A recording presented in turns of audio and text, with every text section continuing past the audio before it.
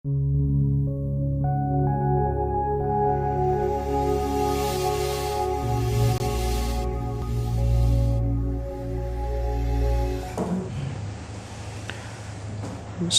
warahmatullahi wabarakatuh.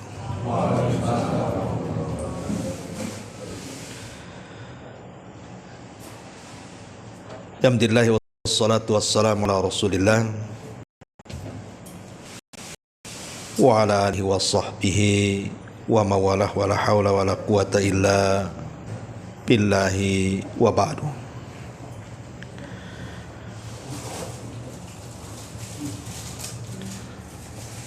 Kita lanjutkan kajian kita, masih membahas tafsir surah Al-Insyiqaq,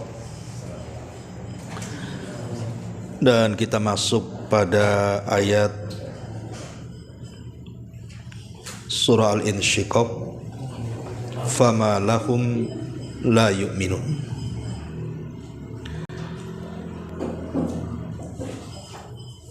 Di sini Allah Subhanahu wa taala berfirman, fama lahum la yu'minun wa idza quri'a 'alaihimul qur'anu la yasjudun balil ladzina kafaru yukadzibun wallahu a'lamu bima yu'un fabashshirhum bi'adzabin alim.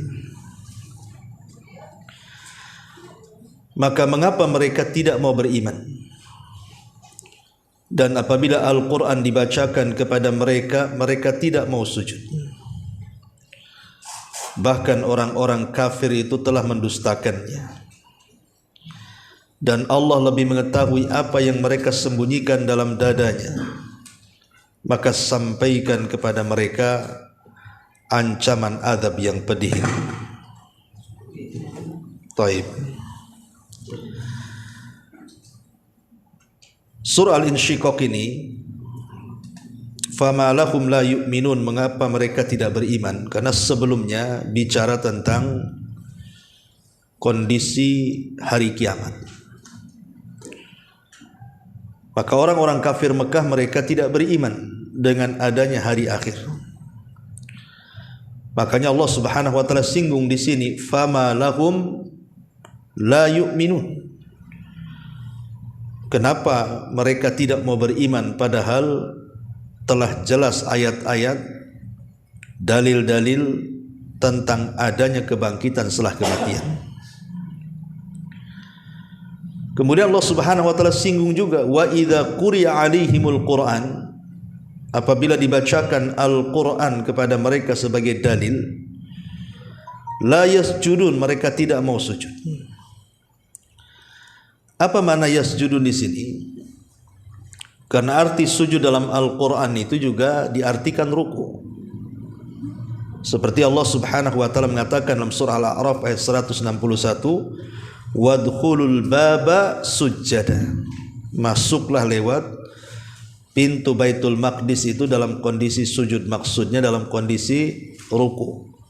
Ya, menundukkan kepala. Artinya makna sujud dalam Quran bisa dimaknai sujud yang kita ma'ruf ataupun dimaknai ruku.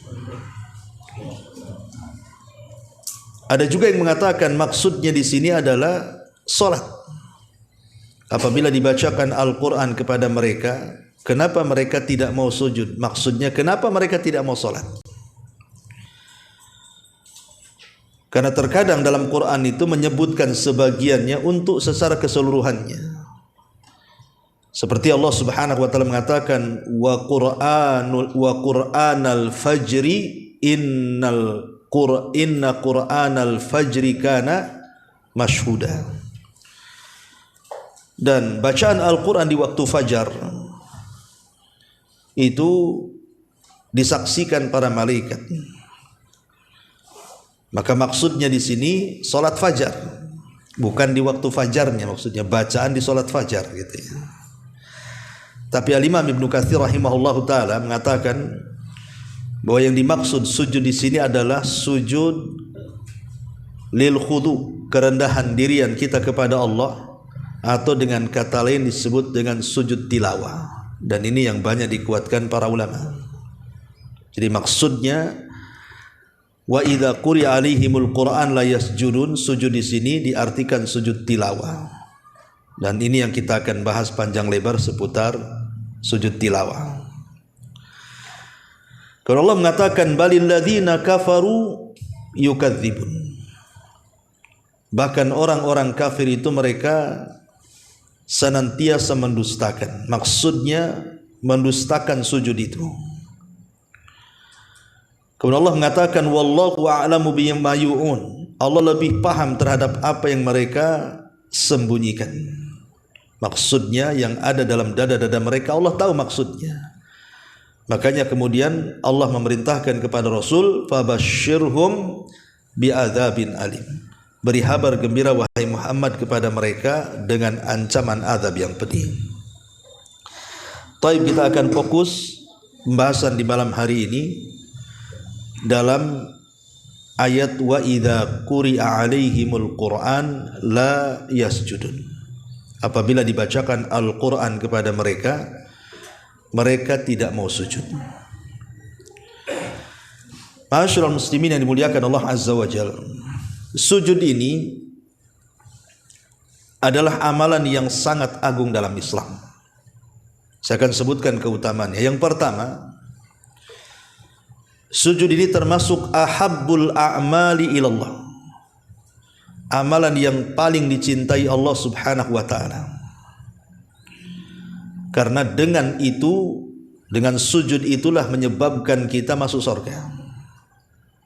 Ingat hadis Thauban Maula Nabi sallallahu alaihi wasallam ketika dia bertanya kepada Rasul tentang amalan yang bisa memasukkan ke surga. Maka kemudian Nabi sallallahu alaihi wasallam mengatakan alaika bi kathratis sujud. Kalian harus banyak sujud. Fa innaka la tasjuda lillahi sajdah. Karena engkau tidak melakukan satu kali sujud saja kepada Allah illa rafa'akallahu biha darajah. Kecuali Allah akan angkat derajatmu wa khutta anka biha khati'ah, dan Allah akan hapuskan seluruh kesalahan. Dari sini Nabi SAW menyebutkan dua keutamaan.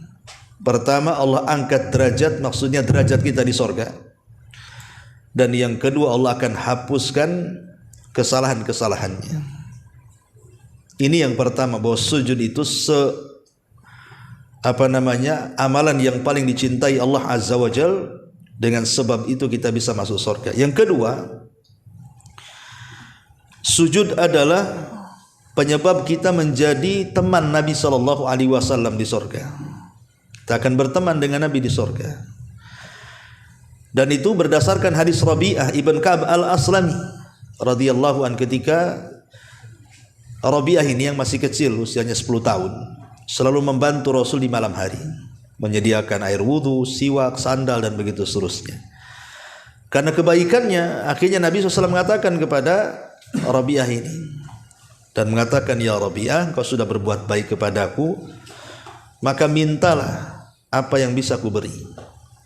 Maka Rabi'ah ibn Ka'ab al-Aslami, umur 10 tahun dia mengatakan, ya Rasulullah, aku tidak ingin apa-apa kecuali jadikan aku temanmu di surga. Maka Nabi SAW terdiam dan mengatakan, awa ghairu dzalik, yang lain ada selain itu? Kata Rabi'ah, tidak ada. Maka Nabi SAW mengatakan di hadapan Rabi'ah ibn Ka'ab al-Aslami, kata Nabi SAW, kalau begitu bantulah dirimu supaya menjadi temanku di sorga. Fa'inni ala dzikrika fa'inni ala nafsika bi kathrati sujud. Maka bantulah engkau supaya jadi temanku di sorga dengan memperbanyak sujud. Dari sini istimbatnya adalah orang yang banyak sujud, otomatis kan banyak solatnya dia. Kalau tidak banyak solat, dia tidak banyak sujud, ya kan? Maka orang yang banyak sujud menjadikan kita menjadi teman Nabi SAW di surga. Ini yang kedua. Yang ketiga, yarfa'ullahu bihi darajat wa yahuttu bihi sayyi'at, bisa mengangkat derajat kita di surga dan bisa menghilangkan banyak keburukan dari kita. Sebagaimana hadis Thauban yang tadi saya baca. Kata Nabi SAW, ma min abdin yasjudu lillahi sajdah illa kataballahu biha hasanah wa khutta anhu biha sayyi'ah wa rafa'a laku biha darajah fastaghfiru minas sujud. Tidaklah seorang hamba sujud kepada Allah sekali sujud kecuali Allah akan catat satu kebaikan, Allah akan hapus satu kesalahan, dan Allah angkat satu derajat dia. Kata Nabi SAW, maka perbanyaklah sujud kalian. Nah, ini juga diantara keutamaannya. Kemudian yang keempat, sujud ini bisa membuat setan sakit hati, bisa membuat setan sedih. Dalam sebuah hadis Nabi SAW mengatakan, idza qara'a ibnu Adam as-sajdata, apabila anak Adam itu membaca ayat-ayat sajdah. Nanti saya jelaskan ayat-ayat sajdah itu. Fasajada, setelah dia membaca ayat-ayat sajdah, kemudian dia pun sujud tilawah. I'tazala syaitanu yabki, maka syaitan akan lari sambil menangis. Wa yaqul, dan dia mengatakan, ya wailah, celaka aku, katanya. Umira hadza bisujud fasajada falahul jannah. Orang ini diperintah sujud, dia sujud maka dapat surga. Wa umirtu ana bisujud fa'asautu faliyannar. Tapi aku diperintah sujud dulu oleh Allah Azza wa Jal, aku pun bermaksiat kepada Allah, tidak mau sujud, maka Allah janjikan neraka kepadaku. Artinya setan mengakui dia akan masuk neraka. Sedih jadinya kan. Ini yang keempat. Yang kelima, termasuk juga sujud ini adalah aqrabu ma yakunul abdu minallah. Paling dekat posisi kita dengan Allah itu ketika sujud. Apalagi sujud itu penghambaan yang hakiki. Bagaimana tidak kepala yang kita anggap mulia ini diletakkan di tanah, diletakkan di tempat kaki. Kalau ini bukan bentuk penghambaan, apa namanya? Makanya disinilah kemudian tempat yang paling dekat seorang hamba dengan Allah itu di waktu sujud. Dan itu berdasarkan hadis Nabi, aqrabu ma yakunul abdu ilallah idza sajada fa aktsirud du'a inda dzalik. Kondisi yang paling dekat seorang hamba dengan Allah itu di waktu sujud. Makanya disitulah perbanyak doa, kata Rasul. Ini juga diantara keutamaannya. Kemudian yang keenam, termasuk alamat orang-orang yang beriman pada hari kiamat. Karena neraka tidak akan mampu memakan bekas-bekas sujud. Kata Nabi SAW, ta'kulun nar min ibni Adam illa athara sujud. Semua badan, anggota badan manusia akan terbakar di neraka kecuali bekas sujudnya. Dahinya tidak akan terbakar. Haramallahu ala nar an ta'kula athara sujud. Kata Rasul, Allah haramkan kepada neraka untuk memakan bekas-bekas sujudnya. Dan dari situ malaikat mengenali siapa yang akan diselamatkan dari neraka dari bekas sujudnya itu. Jadi orang-orang yang mendapatkan syafaat yang masuk neraka, kemudian oleh malaikat hendak diambil dan dimasukkan ke dalam surga, malaikat tidak akan kenal kecuali dari bekas sujudnya itu. Kemudian yang nomor 8 juga dijelaskan di antara keutamaan sujud adalah bahwa sujud adalah maudhi'u istijabati doa, tempat mustajab doa. Disebutkan dalam hadis, Nabi mengatakan, inni nuhitu an aqra'al Qur'an raki'an aw sajidan. Aku dilarang untuk membaca Quran waktu ruku dan sujud. Fa ammar ruku fa'azzimu fihi rabb. Dalam posisi ruku besarkan Allah, muliakan Allah. Wa ammas sujud, adapun di waktu sujud, faztahidu fid du'a faqaminun an yustajaba lakum. Karena disitulah posisi kalau kita berdoa, yakin pasti diijabah. Jadi yang nomor 8, bahwa sujud adalah tempat mustajab doa. Ini nomor 8. Nomor 9, bahwa sujud adalah min asbabi rahmatillahi azza wa jal li abdihi, sebab hamba ini mendapatkan rahmat Allah azza wa jal.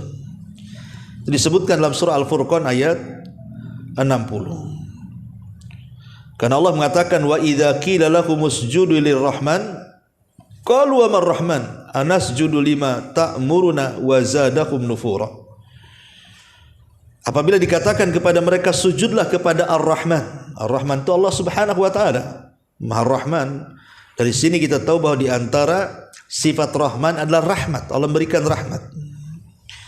Makanya sebab mendapatkan rahmat itu karena dengan cara memperbanyak sujud. Kemudian juga, dan yang terakhir tentunya, di antara manfaat sujud adalah yang paling tinggi tadi.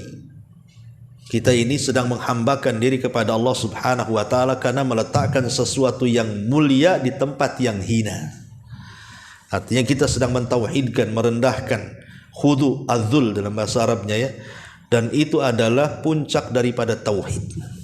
Sujud itu puncak daripada tauhid. Makanya tidak boleh orang sujud kecuali kepada Allah.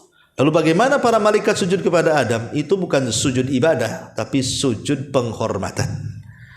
Karena sujud ibadah tidak boleh diberikan kecuali kepada Allah Subhanahu wa taala.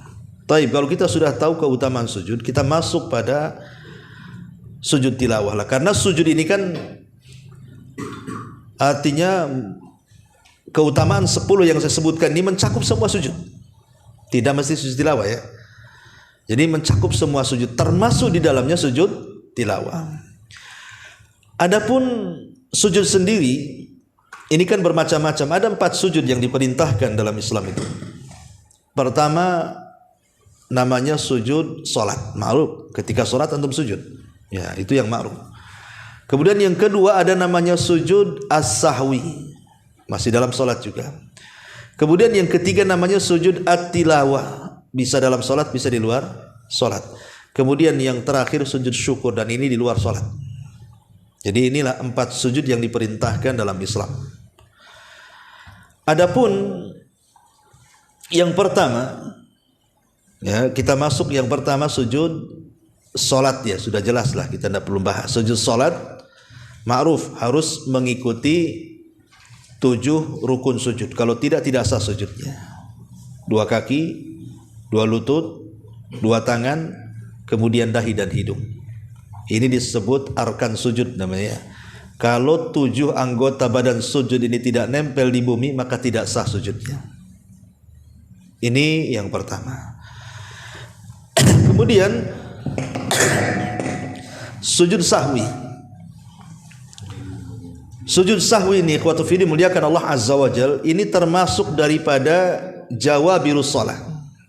Jawabirus shalah. Jawabirus shalah itu apa artinya? Hal-hal yang bisa menempel kekurangan-kekurangan dalam salat wajib.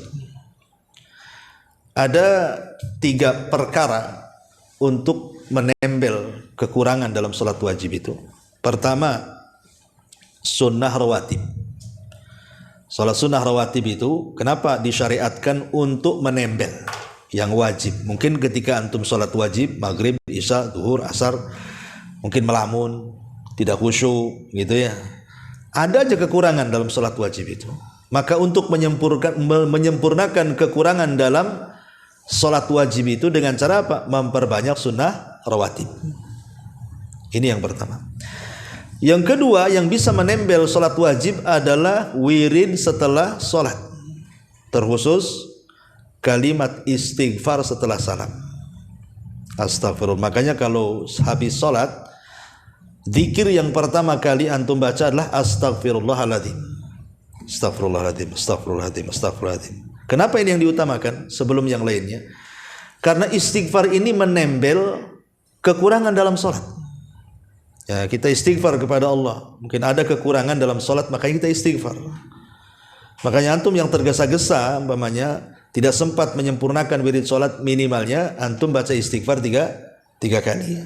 Kemudian tambah Allah mantas salam minkas salam tabarak tayadal jalali wa ikram. Kemudian pergi. Ya sambil jalan tuh bisa tasbih, takbir, ya kan? Ini yang kedua. Dan yang ketiga sujud sahwi. Nah, sujud sahwi ini bisa menempel. Dan sebab sujud sahwi itu kan karena menambah, mengurang, atau karena ragu-ragu. Ini 3 perkara yang menjadikan kenapa sujud sahwi itu disyariatkan. Karena kita menambah dalam sholat. Yang kedua kita mengurang dalam sholat, atau karena ragu-ragu. Ragu-ragu akan nambah ataukah ngurang gitu ya. Masyaallah muslimin yang dimuliakan Allah Azza wa Jalla. Adapun yang ketiga sujud syukur. Sujud syukur ini penyebabnya 4. Ya. Kenapa kita disyariatkan sujud syukur? Karena 4 perkara. Pertama, apabila mendapatkan nikmat. Kita mendapatkan nikmat, maka kita bersyukur kepada Allah Azza wa Jalla. Umpamanya lahir anak itu kan nikmat, ya, bersujud, ya. Dapat jodoh nikmat, dapat pekerjaan nikmat, ya, semua nikmat-nikmat yang Allah anugerahkan kepada kita, maka kita syukur dengan sujud syukur. Yang kedua, atau terhindar dari musibah. Mau nabrak tak jadi, ketabrak tak mati, ya kan? Jadi ataupun umpamanya gempa, orang mati kita tidak, rumah orang roboh kita tidak, kan itu ya. Itu namanya terhindar dari musibah. Itu disyariatkan sujud syukur. Yang ketiga, melihat orang jahat, orang fasik. Melihat orang jahat, kita bersujud karena kita tidak seperti dia. Alhamdulillah Allah masih jaga kita tidak seperti mereka, gitu ya. Jadi kalau melihat orang jahat, melihat orang fasik, kita bersyukur kita tidak seperti dia. Kita masih dijaga tidak jadi orang jahat. Atau melihat yang keempat, melihat orang yang terkena musibah. Mungkin ada orang gila, kita bersyukur kita tidak seperti dia, akalnya enggak, masih ada, orang itu hilang akalnya, kan itu ya. Ya, atau melihat orang cacat, ya dia mungkin pincang, kita enggak, gitu ya. Dia pun enggak punya tangan, kita punya tangan. Itu juga disyariatkan sujud syukur. Ini 4 perkara yang menjadikan sujud syukur itu disyariatkan. Saya ulangi, ketika mendapatkan nikmat. Yang kedua, ketika terhindar dari bahaya. Yang ketiga, ketika melihat orang fasik. Yang keempat, ketika melihat orang yang kurang fisiknya. Nah, disitulah disyariatkan sujud syukur. Lah yang terakhir yang kita akan bahas ini, sujud tilawah. Ma'asyiral muslimin yang dimuliakan Allah Subhanahu wa taala, sujud tilawah ini di dalam Al-Qur'anul Karim paling banyak ayat yang disuruh untuk sujud tilawah itu jumlahnya 15 ayat di dalam Al-Qur'anul Karim. Tetapi yang disepakati cuma 10. Yang 5 itu diperselisihkan, ya. Adapun ayat-ayat itu antum bisa catat. Pertama dalam surah Al-A'raf. Dalam surah Al-A'raf ayat ke-206. Di mana Allah mengatakan innal ladzina inda rabbika la yastakbirun an ibadatihi wa yusabbihunahu wa lahu yasjudun. Nah, di sini ada kalimat yasjudun. Ini yang pertama. Al-A'raf, surah Al-A'raf ayat 206. Ya, 206 ya, surat Al-A'raf ayat 206, betul ya. Kemudian yang kedua bisa dicatat juga surah Ar-Ra'du ayat 15. Walillahi yasjudu man fis samawati wal ardi tau'an wa karhan wa dilaluhum bil ghuduwi wal asal. Di sini ada kalimat walillahi yasjud. Nah, di sini kalimat yasjud, sujud, ya. Kemudian yang ketiga surah An-Nahl. Surah An-Nahl ayat 50. Allah mengatakan dalam surah An-Nahl walillahi yasjudu ma fis samawati wa ma fil ar min dabbatin wal malaika wa hum la yastakbirun yakhafuna rabbahum min fawqihim wa yaf'aluna ma yu'marun. Di sini kalimat walillahi yasjud. Walillahi yasjud. Nah, di sini surah An-Nahl, ya. Walillahi yasjud ayat 50, ya. Kemudian yang keempat surah Al-Isra. Surah Al-Isra. Surah Al-Isra ayat 107 sampai 109. Allah mengatakan qul aminu bihi aw la tu'minu innal ladzina utul ilma min qablihi idza yutla alaihim yakhirruna lil adqani sujada. Di sini kalimat sujada, sujud, ya. Ini yang keempat. Yang kelima surah Maryam ayat 57. Allah Subhanahu wa taala mengatakan ulaikal ladzina an'ama Allahu 'alaihim minan nabiyyina min dzurriyyati Adam wa mimman hamalna ma'a Nuhin wa min dzurriyyati Ibrahim wa Ismaila wa mimman hadaina wajtabaina idza tutla 'alaihim ayatul rahman kharru sujada wa bukiya. Ada kalimat kharru sujada. Nah, di sini letak ayat sajdahnya. Maryam 58. Kemudian yang nomor 6 surah Al-Hajj. Surah Al-Hajj ayat 18. Alam tara annallaha yasjudu lahu man fis samawati wa man fil ardi wasyamsu wal qamar wan nujum wal jibal wasyajar wad dawab wa katsirun minan nas. Di sini kalimat alam tara annallaha yasjudu lahu, yasjud lahu.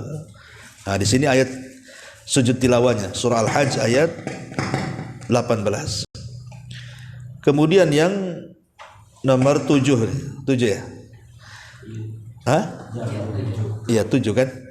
Surah Al-Hajj lagi, tapi ayat 77. Kalau tadi surah Al-Hajj ayat 18, sekarang surah Al-Hajj ayat 77-nya. Ya ayyuhalladzina amanu ruk'u wasjudu wa'budu rabbakum.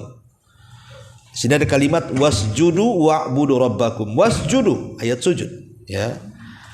Kemudian yang nomor 8 surah Al-Furqan ayat 60. Wa idza qila lakum usjudu lirrahman. Di sini kalimat usjudu lirrahman. Qalu wa mar rahman? Anasjudu lima ta'muruna wa zadahum nufura.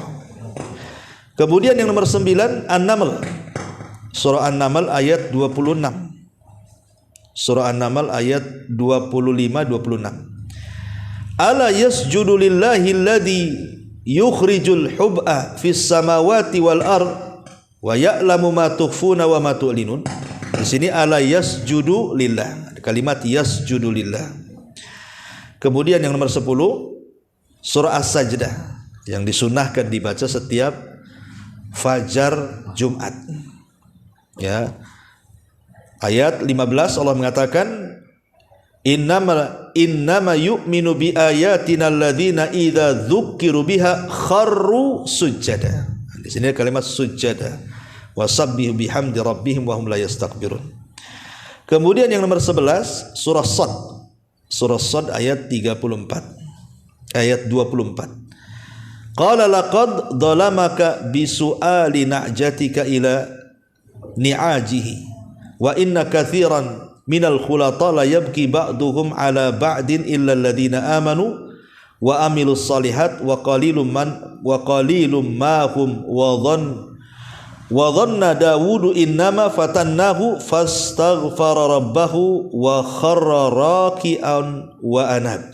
Ini juga ada kalimat wa kharra raki'an wa anab. Kemudian surah Fussilat yang nomor 12. Fussilat ayat 37 sampai 38. Wa min ayatihil lailu wan nahar wasyamsu wal qamar la tasjudu lisyamsi wala lil qamar wasjudu lillahi alladzi khalaqahunna in kuntum iyyahu ta'budun. Kalimat wasjudu lillah. Kemudian yang 13 surah Fussilat surah An-Najm. Surah An-Najm ayat 62. Fasjudu lillahi wa'budu. Kalimat fasjudu lillahi wa'budu. Kemudian yang ke-14 surah Al-Insyiqaq ayat 21. Wa idza quri'a 'alaihimul Qur'an la yasjudun. Ayat yang kita sedang bahas. Kemudian yang terakhir suratul Alaq. Kalla la tuti'hu wasjud waqtarib. Nah, ini 15 ayat yang disebutkan oleh jumhurul ulama. Disinilah tempat-tempat kita diperintahkan untuk sujud. Tetapi sekali lagi yang disepakati oleh para ulama berdasarkan ijma kesepakatan hanya 10 ayat saja. Yang 5 diperselisihkan. Apa itu? Pertama yang disepakati surah Al-A'raf. Tadi 206. Kemudian yang kedua surah Ar-Ra'du ayat 15. Kemudian surah An-Nahl ayat 49-50. Kemudian surah Al-Isra ayat 107 sampai 109. Kemudian surah Maryam ayat 58. Kemudian surah Al-Hajj ayat 18. Kemudian surah Al-Furqan ayat 60. Kemudian surah An-Naml ayat 25 sampai 26. Kemudian surah As-Sajdah ayat 15 dan surah Fussilat ayat 37-38. Ini yang disepakati. Ya. Adapun yang 5 itu diperselisihkan para ulama, tetapi jumhur mayoritas ulama mengatakan bahwa apabila kita membaca di titik 15 ayat ini yang ada kalimat sujudnya, maka kita disunnahkan untuk sujud tilawah. 15 ayat tadi. Baik, kita masuk sedikit pada fikihnya. Apa hukumnya sujud tilawah itu? Apa hukumnya sujud tilawah itu? Al-Imam Ibnu Utsaimin rahimahullahu taala ketika ditanya tentang hukum sujud tilawah, maka dia mengatakan sunnah hukumnya dan tidak wajib. Adapun yang menunjukkan bahwa sujud tilawah itu sunnah dan bukan wajib, riwayat Umar bin Khattab. Jadi Umar bin Khattab radhiyallahu an, satu hari dia khutbah Jumat. Kemudian ketika dia khutbah Jumat, dia membaca surah An-Nahl tadi. Surah An-Nahl tadi yang saya sebutkan, surah An-Nahl yang di dalamnya ada sujud tilawah ya. Ayat berapa? 49 sampai 50 tuh. Ya. Lah Umar pun turun dari mimbar, kemudian sujud. Maka semua jemaah yang hadir di masjid itu semua sujud. Kemudian Jumat berikutnya Umar berkhutbah lagi. Kemudian Umar membaca ayat-ayat sajdah, tapi Umar tidak sujud. Padahal sahabat sudah siap-siap sujud tuh. Kemudian Umar mengatakan, Allah tidak mewajibkan kalian untuk sujud tilawah kecuali kalian berkehendak. Dari sini menunjukkan bahwa sujud tilawah tidak wajib. Kenapa? Karena Umar ngomong begitu di hadapan para sahabat dan tidak ada yang menyanggah satupun. Kalau memang sujud tilawah wajib, tentu ada sahabat yang menegur Umar kan. Loh, kok Jumat kemarin sujud, Jumat sekarang tidak kan? Bisa saja gitu kan. Dengan diamnya para sahabat menunjukkan bahwa sujud tilawah itu tidak sampai wajib, tetapi sunnah saja. Ya. Ma'asyiral muslimin yang dimuliakan Allah Azza wa Jalla. Kemudian berkenaan dengan sujud tilawah juga. Sujud tilawah ini apakah kemudian bacaannya sama dengan sujud-sujud biasa? Maka ulama mengatakan iya sama. Jadi sujud tilawah itu yang dianjurkan dibaca adalah subhana rabbiyal a'la, sama dengan sujud yang lain, subhana rabbiyal a'la. Adapun kemudian ada doa yang dianjurkan Nabi SAW, seperti doa yang ma'ruf, sajada wajhi lilladzi khalaqahu wa syaqqa sam'ah wa basarah bihaulihi wa quwwati, ya. Wajahku sujud kepada yang menciptakannya, yang membuka pendengarannya dan penglihatannya dengan kuasa dan kekuatannya. Ada juga seperti itu. Atau lafaz sajada wajhi lilladzi khalaqahu wa syaqqa sam'ah wa basarah bihaulihi wa quwwatihi fatabarakallahu ahsanul khaliqin. Wajahku sujud kepada yang menciptakan dan membuka pendengaran dan penglihatan dengan kuasa dan kekuatannya, maha barakah Allah sebaik-baik pencipta.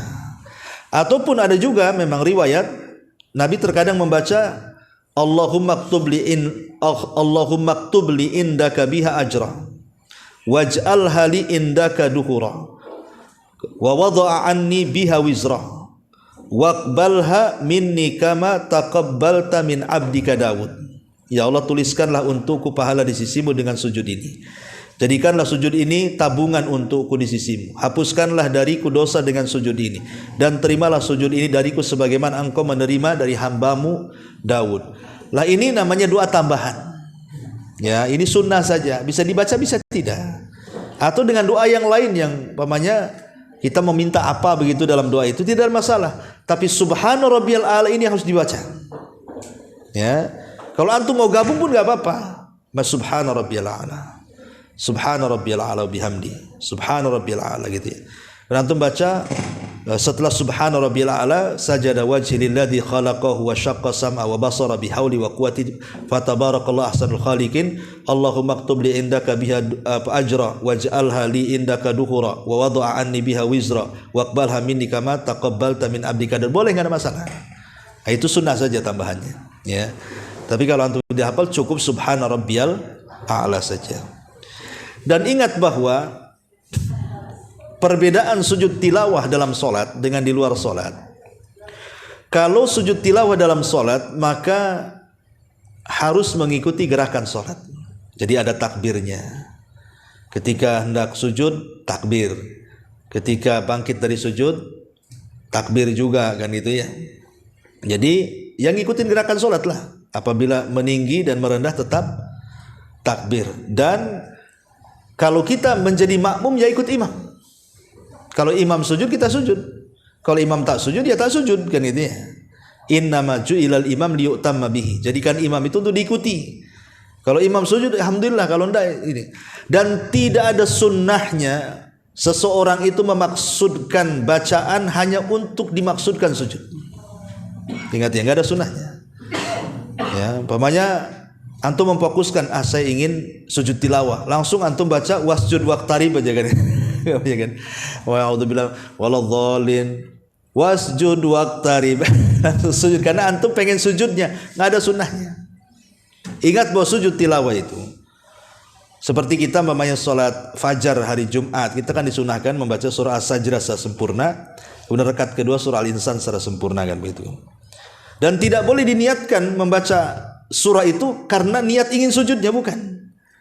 Ya, tetapi Rasulullah SAW ketika memerintahkan untuk membaca dua surat itu karena kandungan makna yang luar biasa, bukan karena sujudnya. Karena kandungan dalam surah As-Sajdah yang luar biasa, ataupun kandungan makna dalam surah Al-Insan yang luar biasa, itulah sebabnya Rasul menyunahkan dua surat ini dibaca di waktu fajar. Kalau bertepatan memang imamnya sampai kepada ayat sajdah, ya disyariatkan sujud, tapi jangan diniatkan khusus itu saja. Ya, itu harus dipahami. Ya. Adapun di luar dari sholat, memang terjadi silang pendapat. Apakah kemudian perlu wudu, perlu menghadap kiblat, perlu menutup aurat? Wallahu a'lam, ini khilaf ulama. Ya. Bagi yang mengatakan bahwa sujud tilawah itu sama dengan sholat, ya berlakulah hukum-hukum sholat kan itu. Tapi pendapat yang kuat wallahu a'lam, kalau sujud di luar sholat maka tidak berlaku hukum-hukum sholat. Artinya boleh tidak berwudu, boleh tidak menutup aurat, boleh juga tidak menghadap kiblat. Antum lagi baca Quran di rumah pakai pakaian biasa, atau istri antum pakai pakaian biasa, nggak pakai jilbab, pakai macam mushaf gini aja. Tahu-tahu kemudian lewat kepada ayat sajdah tadi. Ala yasjudu lillahi man fis samawati. Ya sudah, langsung sujud saja. Tanpa harus berwudu dulu, tanpa harus pakai mukena dulu rapat-rapat, enggak, langsung sujud di situ. Ya. Dan kalau seandainya kondisinya antum di kendaraan, kan tidak mungkin sujud. Maka Syekh Utsaimin mengatakan kalau umpamanya antum baca Quran di kendaraan, ya, maka cukup mengisyaratkan dengan kepala saja sebagai sujudnya. Cukup gini saja. Subhanallah, subhanallah, itu maksudnya. Tidak perlu juga kemudian ditempelkan di kursi kepala, tidak perlu. Ya. Nah, nanti antum bahaya itu disetir, antum lagi nyetir, nabraklah. Jadi cukup disyaratkan, karena itu bahaya juga kalau jadi sopir kan. Jadi disyaratkan begini saja. Nah, cukup. Lalu bagaimana kalau seandainya antum melihat televisi, atau melihat YouTube, atau mendengar di radio, kebetulan dia lagi baca murattal, yang dibaca pula surah As-Sajdah atau surah An-Nahl atau surah Al-Furqan atau surah Isra tadi kan. Apakah kita perlu sujud? Maka ulama mengatakan tidak. Kalau kita mendengar dari kaset, dari YouTube, dari televisi, maka tidak wajib sujud. Walaupun dia membaca ayat sajdah. Kecuali yang membacanya sujud, baru kita sujud. Ya. Kalau yang membacanya tidak sujud, ngapain kita tidak sujud? Karena kita ikut kepada yang membaca. Ingat ya, jadi patokannya adalah kepada yang membacanya. Kalau yang membacanya sujud, kita ikut sujud. Kalau yang membacanya tidak sujud, ngapain kita sujud? Itu maksudnya.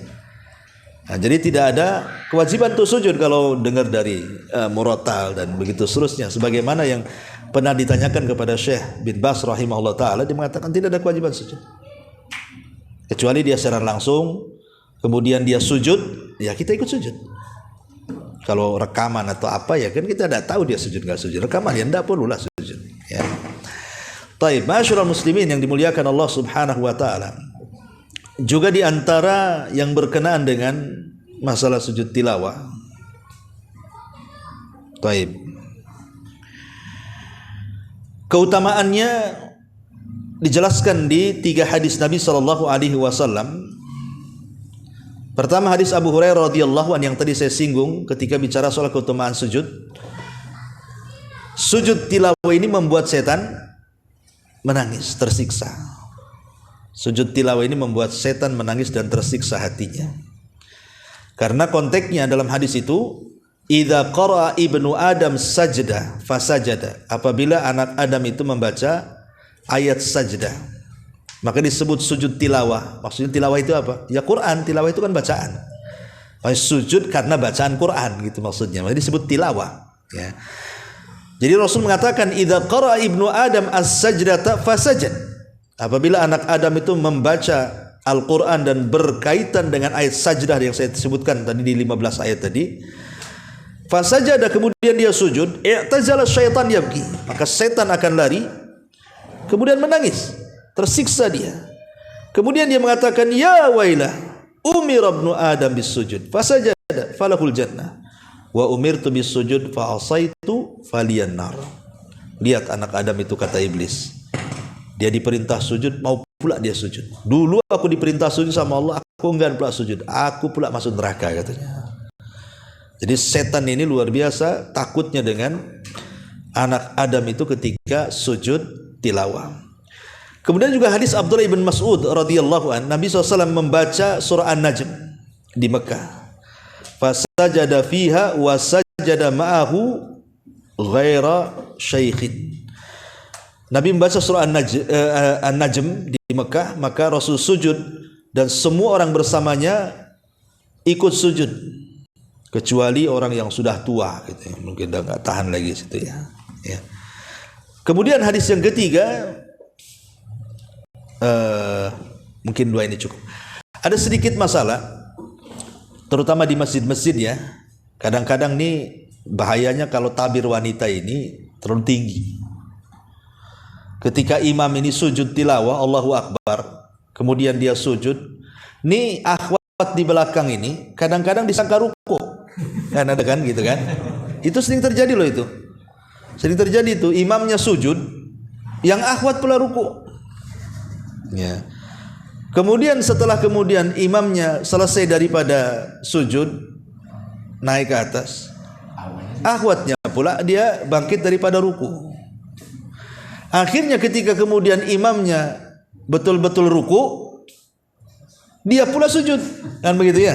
Nah, ini gimana nih kondisinya? Maka dijawab oleh para ulama, kan ini kan perkara kontemporer. Kalau para ulama kan membahas ulama fikih itu. Ingat bahwa seorang makmum itu syaratnya harus melihat imam atau melihat makmum yang melihat imam. Ingat ya, kalau kita sholat berjamaah itu harusnya tabir jangan terlalu tinggi. Atau minimalnya ketika sholat gorden dibuka gitu ya, gorden akhwat itu supaya nampak. Karena syarat sholat juga harus melihat imam atau melihat makmum yang melihat imam, supaya jangan salah sholatnya gitu maksudnya. Tapi musibahnya sekarang di musola-musola di masjid-masjid itu tabir tinggi-tinggi, si akhwat ini pula tak melihat pula si ikhwan di depan. Akhirnya kejadian seperti itu. Ketika sujud tilawah, harusnya dia sujud, dia malah ruku. Harusnya dia ruku, dia pula masalah sujud. Lah ulama mengatakan kalau kondisi seperti ini, apa yang harus dilakukan? Pamannya imam lagi ruku, dia sujud. Kalau dia menyadari bahwa kok nggak ada sami Allahu liman hamidahnya kan, kan gitu, menyadari kan, mesti Allahu Akbar lah. Ini bukan ruku, ini sujud karena nggak ada sami Allahu liman hamidahnya kan. Nah, kalau dia menyadari, dia harus cepat bangkit, ya. Jadi kemudian dia harus ruku, yang ketinggalan kemudian ikut imam. Adapun tambahan tidak memadaratkan dia. Ya. Jadi dia harus seperti itu. Jadi dia harus membalas yang kekurangan tadi. Karena kan imam lagi sujud, dia ruku. Rukunya ini apa? Imam tidak sedang ruku kok, berarti tidak dianggap kan? Masalah yang kedua, ya, imam ruku, dia pula sujud.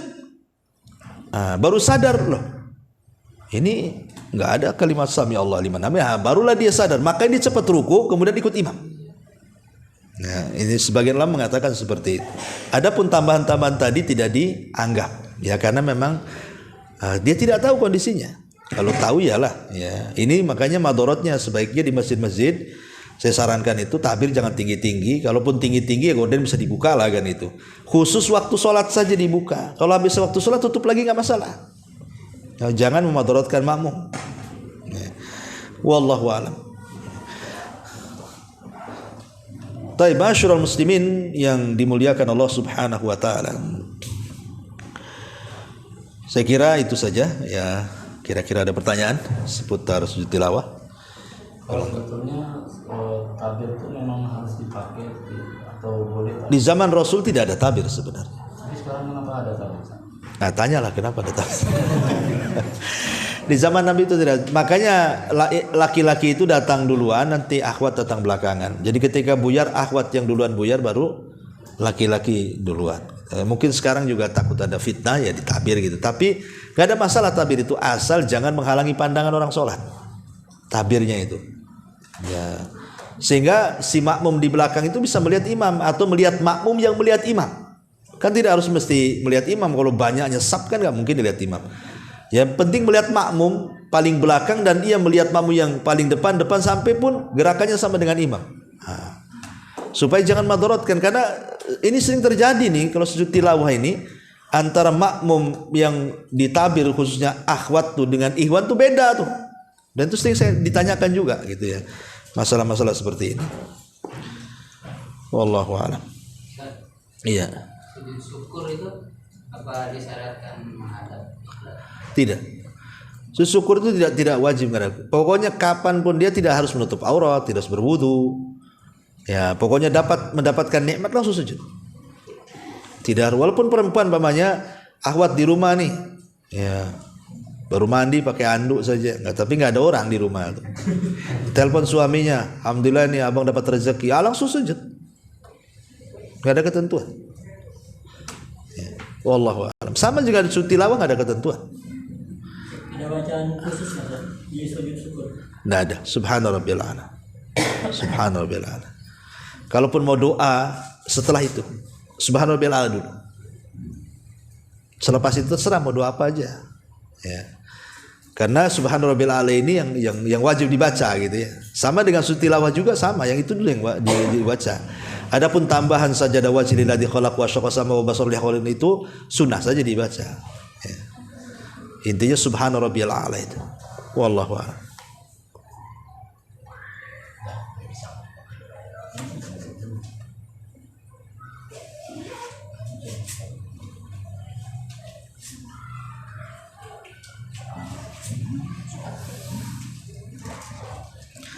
Ya, di sini di YouTube ini apa nih? Assalamualaikum Ustadz, mau bertanya. Misalkan kita mau membaca doa yang Ustadz kasih, cuman belum hafal. Lalu pas belum salam kita ambil catatan doanya, kemudian kita baca di catatan itu. Nggak usah takalluf dalam perkara sunnah itu, nggak usah takalluf. Kalau ndak hafal, dihafal dulu. Ya, kalau doa umpamanya tadi sujud tilawah kan dalam sholat itu, jadi hafal di luar sholat. Jangan disibukkan perkara-perkara di luar sholat masuk ke dalam sholat. Karena apalagi sholat wajib itu kan ndak boleh banyak bergerak. Ya. Mengeluarkan 2 huruf saja itu dilarang, bahkan batal sholatnya kalau tanpa ada sebab. Ya, seperti mamanya mengatakan ab, gitu ya, itu kan 2 huruf tuh, alif ba ab itu bapak, tiba-tiba kita ab, batal sholatnya kalau tidak ada hajat. Dia mengeluarkan kalimat seperti itu, batal sholatnya. Kecuali kalau karena hajat atau karena sesuatu yang tidak bisa kita tahan, seperti orang menguap, wah kan itu kadang orang ngantuk, itu kan bukan karena ikhtiar dia, atau karena nangis karena memikirkan ayat azab ya. Nah, jadi perkara-perkara di luar sholat itu jangan masuk ke dalam sholat ya, karena sholat itu ada kesibukan sendiri dengan gerakannya, dengan bacaannya, dengan khusyuknya dan begitu seterusnya. Jadi kalau belum hafal sebaiknya dicatat, kemudian dihafal di luar sholat sampai hafal, baru kemudian dipraktekkan gitu ya. Nah, ini apa lagi nih? Ustadz nanti ada rezeki datanglah ke Malaysia. Alhamdulillah. Tinggal ngundang saja, kirim tiket kita ke sana. Ya. Ya. Wallahu a'lam. Ini saja, subhanakallahumma bihamdika asyhadu an la ilaha illa anta astaghfiruka wa atubu ilaik. Allahu ta'ala. Assalamualaikum warahmatullahi wabarakatuh.